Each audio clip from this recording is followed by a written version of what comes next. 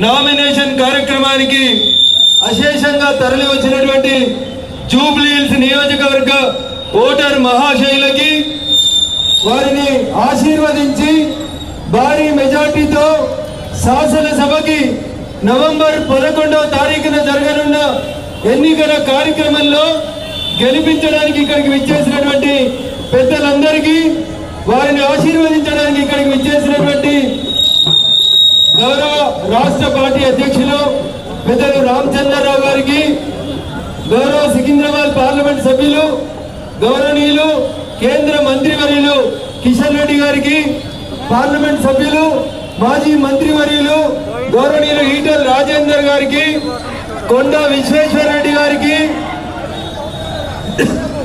శాసన మండలిలో floor leader గౌరవనీయులు ఏవిఎన్ రెడ్డి గారికి, శాసన మండలి సభ్యులు మల్కా కొమరయ్య గారు, అంజిరెడ్డి గారు, శాసనసభలో డిప్యూటీ ఫ్లోర్ లీడర్ గౌరవనీయులు పాయన శంకర్ గారికి, వేదిక మీద ఉన్నటువంటి మాజీ మంత్రులు, భారతీయ జనతా పార్టీ పదాధికారులు, వేదిక ముందున్నటువంటి జూబ్లీ హిల్స్ నియోజకవర్గ ఓటర్ మహాశయులు, ప్రింట్ ఎలక్ట్రానిక్ మీడియా మిత్రులందరికీ కూడా పేరు పేరున నమస్సుమాంజలు, శుభాకాంక్షలు, అభినందనలు కూడా.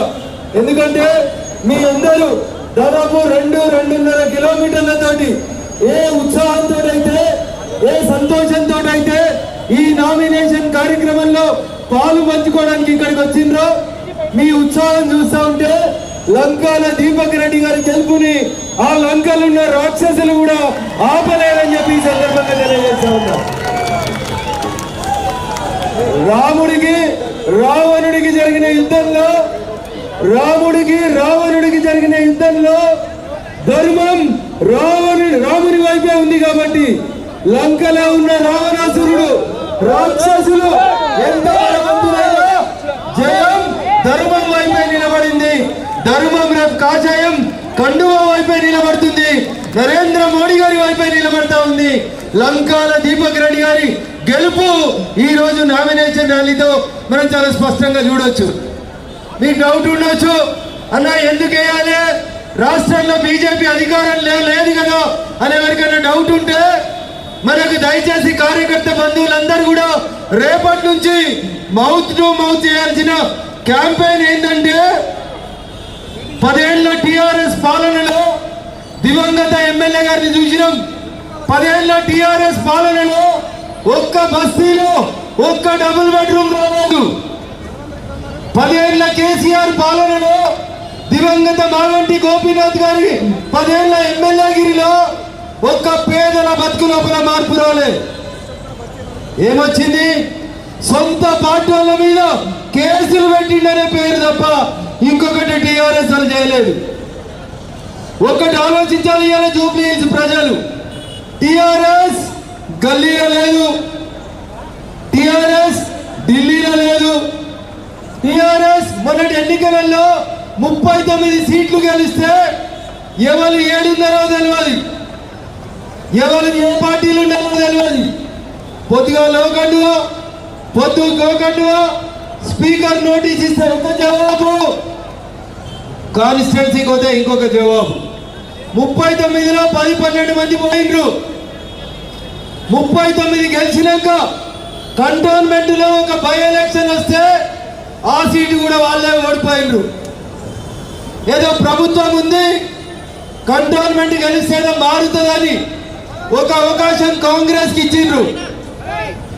22 నెలల కాంగ్రెస్ పాలనలో జూబ్లీ హిల్స్ లో లేదా రాయమత్ నగర్ లో, బోరబండలో, లేకపోతే షేక్పేటలో ఒక్క ఇందిరా మిల్లు వచ్చిందేమో ఓటేసే కంటే ముందు మా అక్క చెల్లెళ్ళు ఒకసారి ఆలోచించుకోవాలి. వచ్చిందా వకీళ్ళను 2,500 పింఛన్ 4,000కు పెరుగుతుంది అన్నారు. పెరిగిందామా మీ పింఛన్? మళ్ళీ ఒకసారి చెయ్యి కేస్తే అది భస్మాసురాస్తం, మొండి చెయ్యి మిమ్మల్ని కాల్ చేస్తుంది. కాబట్టి దయచేసి ఒకసారి ఓటేసే కంటే ముందు ఆలోచించాలి.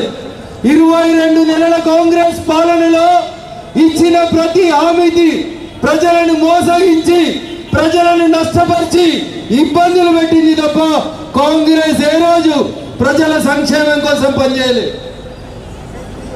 బీసీ బిల్లునే ముచ్చడేపారు. బీసీ మంత్రి మొన్ననే మాట్లాడిరు, వాళ్ళ కుటుంబ సభ్యులు ఏం మాట్లాడారో మీరు చూసారు. నోరుతోటి నవ్వడం, నొసలతో ఎక్కిరించడం కాంగ్రెస్ పార్టీ నైజం తప్ప ఇంకొకటి కాదు. అందుకని దయచేసి 10 ఏళ్ల టిఆర్ఎస్ పాలన, 22 నెలల కాంగ్రెస్ పాలన చూసినాక ఈ సీటు భారతీయ జనతా పార్టీని గెలిపిస్తే ఒక్కరున్నా, ఇద్దరమున్నా, ముగ్గురమున్నా, రేపు 10 మంది అయినా ప్రజల పక్షాన నిలబడే పార్టీ భారతీయ జనతా పార్టీ తప్ప ఇంకొకరు కాదు. కాబట్టి దయచేసి ఈ నవంబర్ 11న జరిగే ఎన్నికల్లో లంకాల దీపక్ రెడ్డి గారిని కమలం గుర్తు మీద ఓటేసి గెలిపించాలని మీ అందరినీ కూడా సవినయంగా వేడుకుంటూ అవకాశం ఇచ్చినటువంటి వేదికకు కృతజ్ఞతలు తెలియజేస్తూ సెలవు తీసుకుంటా ఉన్నాను. కమలం గుర్తుకే, కమలం గుర్తుకే నరేంద్ర మోడీ గారి నాయకత్వం. చింతల గారు మీదికి రండి ఒకసారి. చింతల రామచంద్ర